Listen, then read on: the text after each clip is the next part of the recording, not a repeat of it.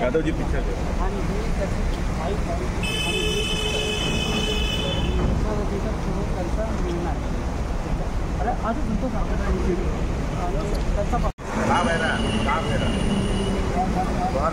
कौन जिला बा आजमगढ़ कौन गाँव 8 साढ़े 8 बजे तक से सबसे बच्चों से बात किया। उसके बाद कितनी तारीख से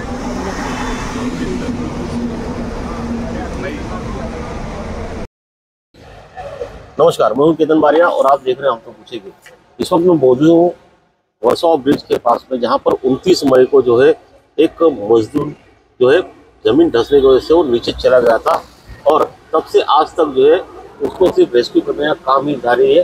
मगर तब से लेकर आज के दिन तक जो है उनके परिवार के लोग जो यहाँ बैठे हुए हैं, तो आइए उनसे जानते हैं उस मजदूर के पिता से कि यहाँ पर जो उनके बच्चों को रेस्क्यू करने का काम चले उनसे वो कितने संतुष्ट है और उनको यहाँ पर किस तरह का सहयोग मिल रहा है। चाचा, पहले आप बताएंगे कि आज 29 मई को ये घटना घटी थी, तब से लेकर आज तक आप यहाँ बैठे हो, तो यहाँ पर जो भी अधिकारी है या जो आपके बच्चों को जो बाहर निकालने के लिए जो प्रयास कर रहे हैं दिन रात, उनके काम से आप कितने संतुष्ट हो और आपको या आपके परिवार को किस तरीके का सहयोग यहाँ पर मिल रहा है? हमको तो यही बोला जा रहा है कि 2 से 3 दिन लगेगा, ऐसा बोल के इतना दिन हो गया, आज 20 दिन हो गया, लेकिन कोई सफलता नहीं मिली अभी तक।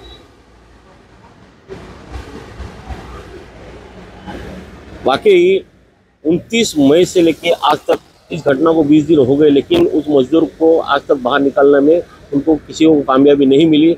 जब ये घटना घटी थी तब नायगांव पुलिस जो है तुरंत इस घटना स्थल पे आई थी, मगर जब उन्होंने देखा कि ये उनका काम इनसे नहीं होने वाला है, तो उन्होंने जो है एनडीआरएफ टीम की मदद ली और उनको रेस्क्यू का काम जो है उन्होंने चालू रखा।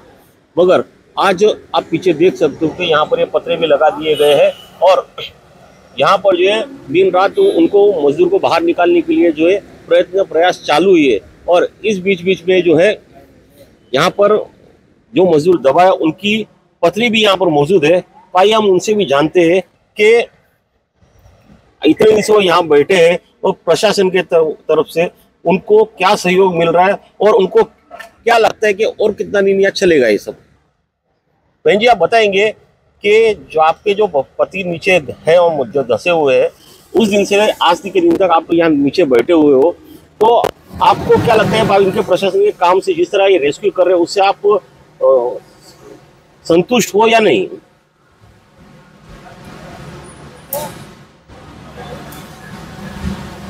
काम लापरवाही से किया गया। 22 दिन हो गया। समुद्र में इंसान को इंसान चाह रहा है, मगर एक खाड़ी में से नहीं निकाल रहे हैं सब। तो व्यवस्था नहीं थी तो क्यों ऐसा काम कराया गया? ये वाकई दुखद बात है, क्योंकि ये मजदूर है, ये गरीब घर का बेटा है, करके जो है आज इनको रेस्क्यू करने या उनको वहां से बाहर निकालने में 20-22 दिन लग गए। लेकिन अगर यही कोई धनवान सेठ का बेटा होता ना, तो ये 20 दिन हो गए, 2 दिन में भी ये काम हो सकता था। ऐसा कहीं ना कहीं इनके परिवार के मन में जो है ये शंका चल रही है। अब ऐसे में घटनास्थल पे नेता जो होते हैं महाराष्ट्र के, वो बीच में जो है अपना दौरा यहाँ पर रखते हैं और इस पूरी घटना का जायजा लेते हैं और कब तक रेस्क्यू होगा उसका जो है अधिकारियों से वो जानकारी लेते हैं। और वैसे में आज जो है कांग्रेस के प्रदेश अध्यक्ष नाना पाटोले भी यहाँ आने वाले, तो उनसे भी जानेंगे कि उनकी क्या प्रतिक्रिया है। देखो, मूल इशू ऐसा है कि केंद्र की सरकार हो या राज्य की सरकार हो, इनको गरीबों के जान की कोई परवाह नहीं। कीड़े मकोड़े जैसे लोग मरे और उनकी कीमत थोड़े पैसे से तोल ले, यही सोच इनकी है। मैंने अभी हमारे एमडी डिपार्टमेंट के उनसे मैंने बात की, उनको मैंने कहा कि ये निग्लिजेंस है और ऐसे समय में तुरंत कंपनी को ब्लैकलिस्ट किया जाए, क्योंकि जिस तरह से यहाँ पर काम करते समय में जो व्यवस्था वो कंपनी ने करने की व्यवस्था बनाना चाहिए था वो नहीं किया। एक ये 302 का FIR इसके ऊपर दर्ज होना चाहिए और परिवार को अब किसी की जान तो वापस नहीं ला सकते, लेकिन इनके गलती की वजह से ये जान गई है और इसलिए सरकार ने इनको ज़्यादा से ज़्यादा मुआवजा देना चाहिए। ये भी मांग कांग्रेस पार्टी करती है और ये कंपनी पे कार्रवाई हो, ये भूमिका कांग्रेस पार्टी की है।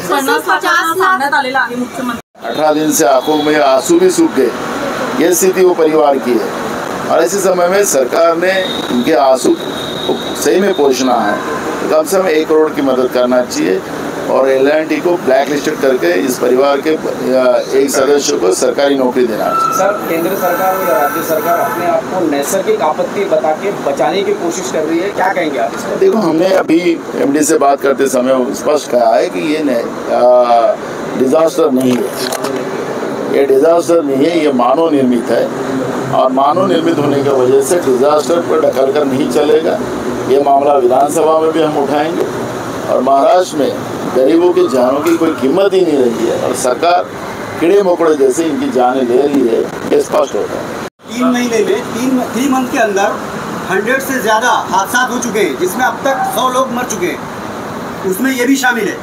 बराबर आपकी बात से सहमत हो, क्योंकि महाराष्ट्र में ये घटना जो फुटपाथ पे सोने वाले लोग हो उनके ऊपर गाड़ी चला देंगे, उनको मार डालेंगे।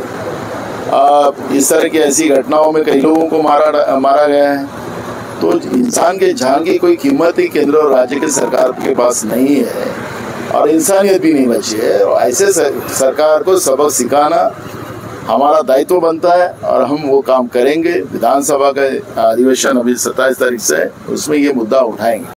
तो देखा कि नाना पाटोले ने इस पूरी घटना में कंपनी है जिसको ये ठेका मिला है उसको ब्लैकलिस्ट करने की मांग प्रशासन से की है और साथ ही साथ राज्य सरकार को भी हिदायत दी कि 50 लाख रुपए मुआवजा जो है किसी परिवार को देने से अच्छा है कि उनके परिवार के सदस्यों को सरकारी नौकरी दी जाए ताकि वो अपना जीवन गुजर कर सके।